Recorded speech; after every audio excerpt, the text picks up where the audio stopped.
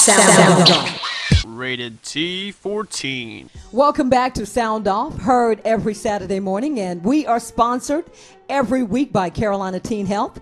And our topic this morning is a real serious topic. We're talking about date rape. And at this time, for those people that might just be tuning in, studio audience, would you like to introduce yourselves, please?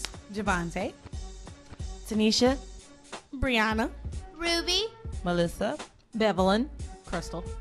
And that's Detective Crystal Garcia. Just want to get that right. I was saying officer, so I do correct myself. But Call me anything. okay, I just as long as it's something good, right? Don't call me late for dinner. I will not do that. I promise you.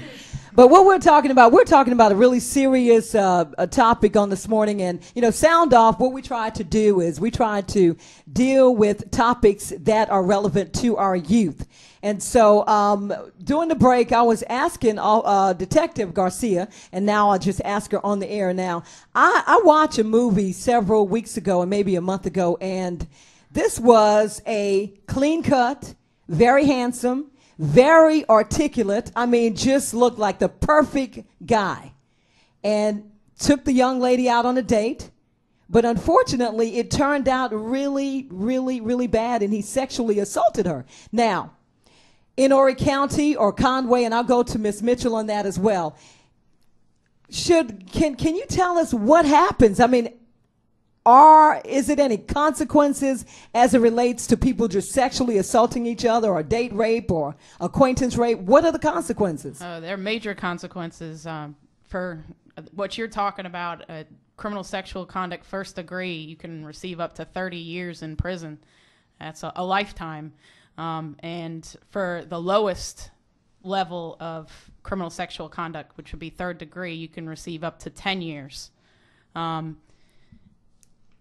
If somebody gets arrested for something like this can ruin your life. Mm-hmm. Not only will it ruin your life, but it'll ruin your reputation. Your family will lose respect for you. Even if it was a bad decision, sometimes these guys get wrapped up in alcohol and in the moment, and they make a bad decision. And you really have to think about the consequences, because the consequences are quite severe. Okay. And then as Horry County and Georgetown County, I know you work with both counties, do you see a lot of cases, or I think we said earlier, is this something that young ladies or the young men just don't want to report because, lack of thinking that people might judge them? Or, I mean, what is the situation with that? Well, a lot of times when I report to the hospital when there has been a sexual assault, a lot of times that young lady's laying there on the gurney and she's distraught. Many times she's fearful about the repercussions that she may get from the perp. There are many times when she fears, what's going to be said. There's shame. There's just so much going on, within the mind of that victim. And what happens is, although she's there, she's very, very reluctant to report, which is one of the things that we try to encourage. But, it's left to the victim. And if she chooses not to, we are there to make sure that she gets the medical attention that she needs and the counseling that our agency can offer. Again, we're very victim-centered, and we just want to make sure that that individual knows what her rights are. And if she chooses to report, then we're there as a safety net for her. Okay, I have kind of two questions to add on to that, but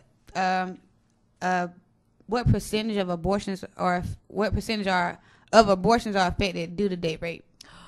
Ooh, that's a really, really, really good question.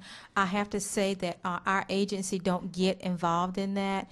If someone calls our office and say, that they have been raped they're pregnant as a result of a rape, we can give them, the necessary information that they need, but we cannot get involved in that. Brianna? Okay, and my other question was, you hear about there's a lot of incest going on, fathers messing with their daughters or women messing with their sons. How does it, it starts off when they're young, right? But how do you consider that rape? Well, typically, it starts out when that child is very young in the form of molestation. And a lot of times that perp, be it father, grandfather, uncle, or whomever, they use tactics that will allow that person to be afraid to report or to say anything. And what happens is it escalates over time. And when it escalates over time, that child's mind has been so warped and so confused right now until that individual may just say one word, and that individual will immediately get into position or get into place. Does that make it right? No. Is it rape? Eventually, yes. And a lot of times we see in our community where this will happen until that child becomes around the age of 13 or 14, which is about the time that person can become impregnated.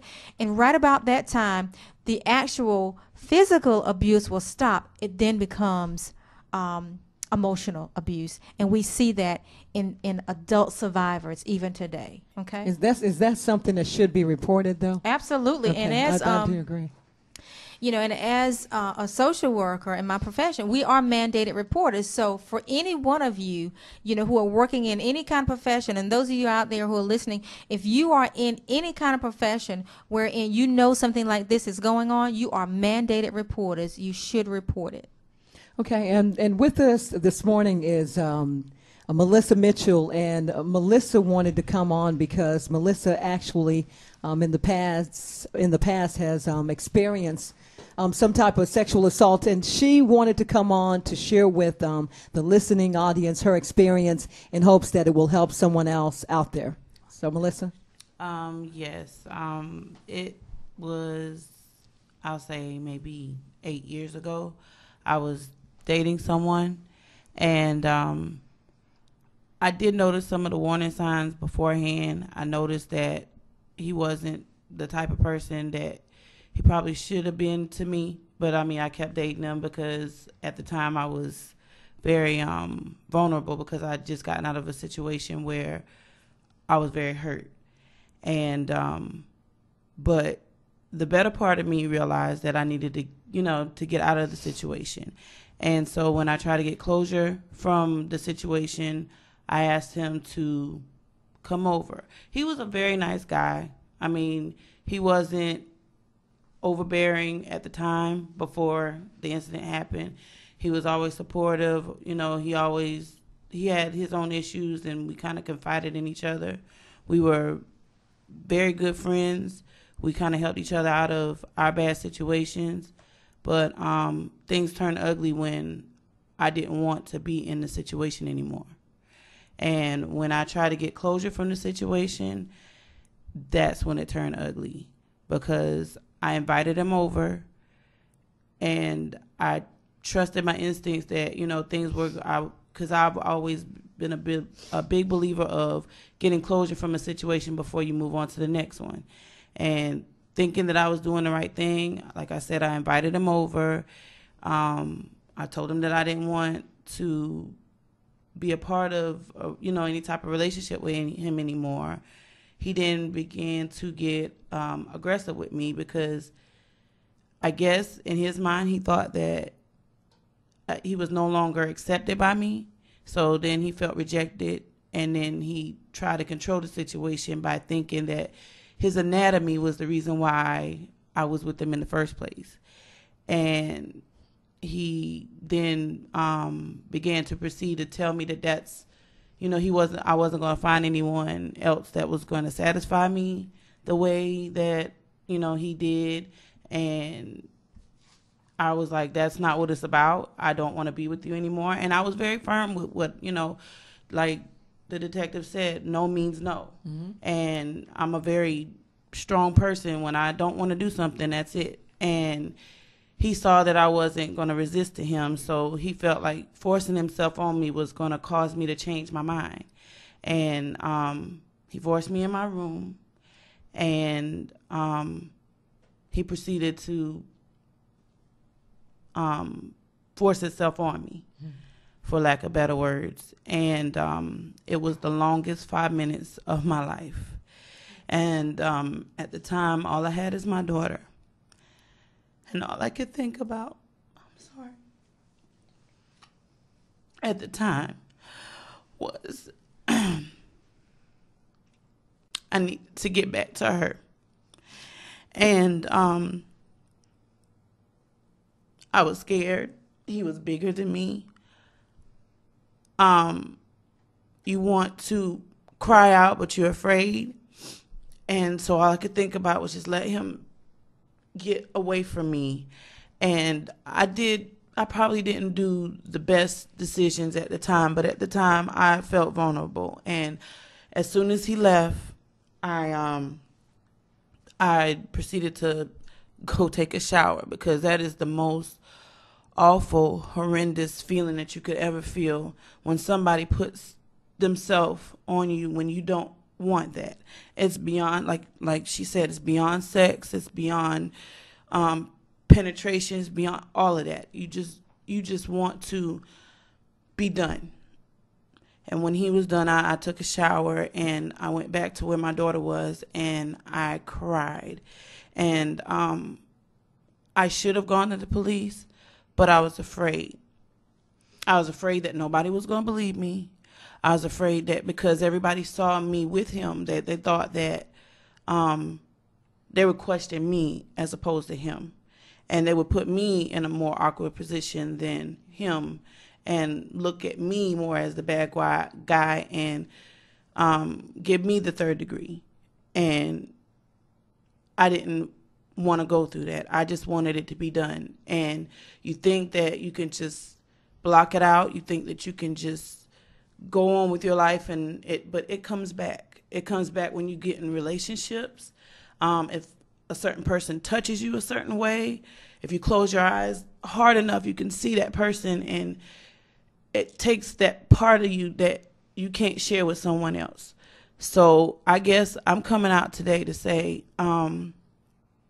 if any at all, you're in a situation like that, don't ever be afraid to tell someone.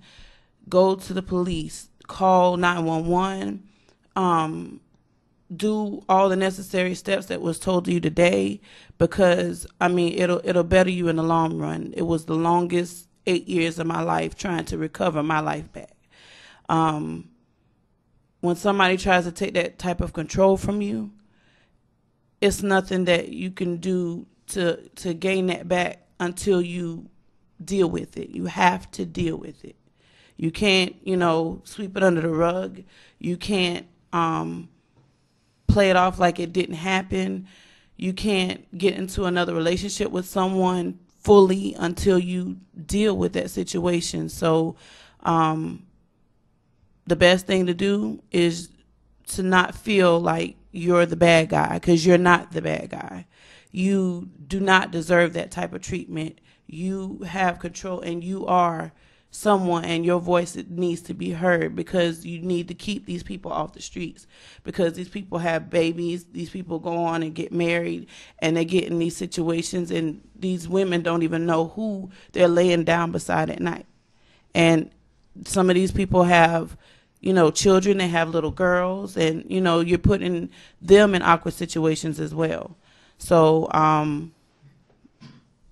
I just wanted to bring my story to the forefront, to just let everybody know that some of my decisions weren't the best decisions, but I believe that they were decisions that I can bring to light to let somebody else know that you don't have to, keep this within you. Tell someone. The first thing you do is tell someone. Okay. Yeah. Thanks for sharing that. I would just like to let everyone know the proper steps that would aid in our investigation as law enforcement. And she touched on it. As soon as the incident occurs, you need to call 911. And if it's not somebody that you need to, when the incident's occurring, you need to pay attention to their clothing description, vehicles they may be driving, direction that they left in. These are all things that we need to know. Ladies and gentlemen, you're listening to Sound Off, and as I said, we deal with topics that are relevant to our youth, and I certainly appreciate Melissa sharing that story. I'm sure it definitely will help many people that are listening on this morning. We'll be back. You're listening to Sound Off, heard every Saturday morning. Now, you're listening to Sound Off, and we invite you to join this conversation. All you have to do is simply log on to www.wesoundoff.com. and you can be a part of this discussion. Sound off. Rated T14.